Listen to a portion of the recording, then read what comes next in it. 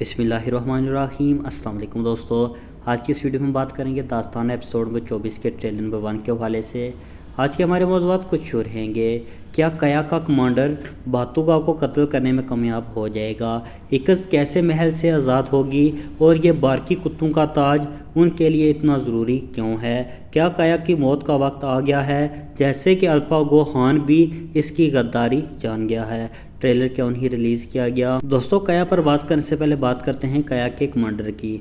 जैसे कि बातुगा का इलाज किया गया है और आने वाली एपिसोड में हम सरप्राइज़ देख सकते हैं कि बातुगा का हाथ ठीक हो जाए। इसी तरह कया के कमांडर की मौत भी हो सकती है, मगर बातुगा इन्हें शिकस्त दे देगा और वहाँ पर ऐसा कोई आदमी ज़रूर होगा जो इस सब में बातुगा की मदद भी करेगा।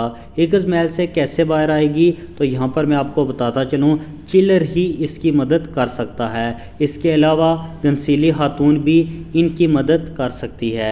इसके अलावा अगर बात करें कया की, तो कया की मौत कन्फर्म है, क्योंकि इन बारीकी कुत्तों के साथ मिलकर इसने अल्पा गोहान को जाल में फंसाया और ये हकीकत अल्पा गोहान को मालूम हो गई है। जबकि दूसरी तरफ इन बारीकी कुत्तों का ताज इकस के पास होगा। इसी तरह काया एक बार फिर मुश्किल में फंस जाएगा। अगर बात करें ट्रेलर की, तो 2 दिन के बाद ट्रेलर रिलीज़ कर दिया जाएगा।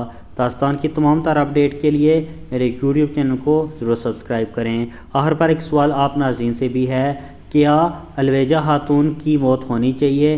कमेंट सेक्शन में ज़रूर बताइएगा।